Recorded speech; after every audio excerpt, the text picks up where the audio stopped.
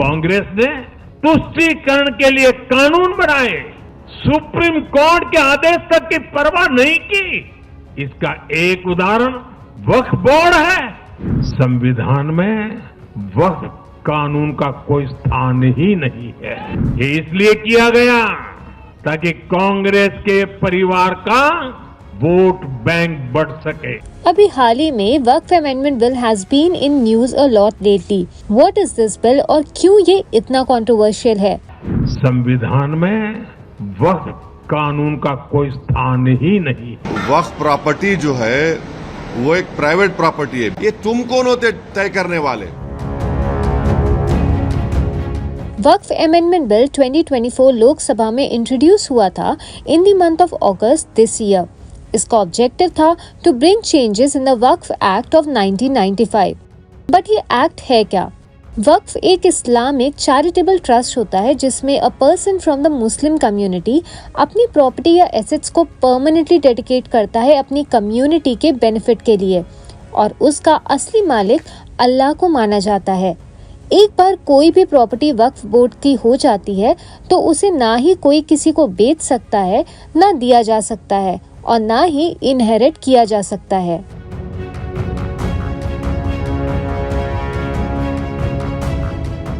अब इन प्रॉपर्टीज को कंट्रोल और मैनेज करने के लिए हर स्टेट में वक्फ बोर्ड होता है। Let me tell you that railways and Indian army के बाद Waqf board is the third largest land owner in India. But amendment की जरूरत क्यों पड़ी? As per public information bureau, ministry को बहुत सारी कंप्लेंट्स मिली from both Muslims and non Muslims that of Waqf land के कब्जे होने की और मिसमैनेजमेंट की, including illegal sale of Waqf land. Between April 2022 to March 2023, there were more than 500 complaints by the Muslims as well as non-Muslims. 40,000 से भी ज्यादा cases pending है अगेंस्ट these institutions जो मैनेज करते हैं वक्फ को। What changes the Waqf Amendment Bill brings? In the Waqf Amendment Bill, here are the top 5 provisions. First is the declaration rule. ये bill state ये करता है कि अब वक्फ वही प्रॉपर्टी बन सकती है जो लीगल ओनर के नाम पर हो। वो गवर्नमेंट प्रॉपर्टीज जो वक्फ के अंडर थी उन्हें वापस गवर्नमेंट ओन डिक्लेयर किया जाएगा।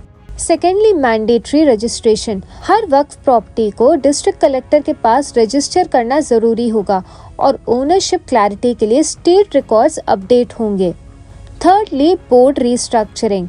अब वक्फ बोर्ड्स और सेंट्रल वक्फ काउंसिल में नॉन मुस्लिम्स और बैकवर्ड क्लासेस को भी इंक्लूड किया जाएगा। Fourthly, dispute resolution. अब वक्फ ट्रिब्यूनल्स में मुस्लिम लॉ एक्सपर्ट होना जरूरी नहीं है और ट्रिब्यूनल के डिसीजंस हाई कोर्ट में चैलेंज हो सकते हैं। Now let's see what are the criticisms around this bill. Waqf amendment bill 2024 को रिलीजियस ऑटोनॉमी, ओनरशिप डिस्प्यूट्स और गवर्नेंस के इश्यूज के लिए क्रिटिसाइज किया गया है। नॉन मुस्लिम्स को वक्फ बोर्ड्स में इंक्लूड करना मुस्लिम कम्युनिटी की इंडिपेंडेंस पर सवाल उठाता है, ऐसा लोगों का कहना है। गवर्नमेंट प्रॉपर्टीज को वक्फ से एक्सक्लूड करने से ओनरशिप कॉन्फ्लिक्ट्स बढ़ने का डर है, ये भी क्रिटिक्स का कहना है। क्रिटिक्स इसे वक्फ का पॉलिटिकल और इकोनॉमिक कंट्रोल सेंट्रलाइज करने का मूव मानते हैं। Opposition parties and minority organisations have voiced concerns over government interference in religious endowments. ये देखना है कि ये कैसा शेप लेता है।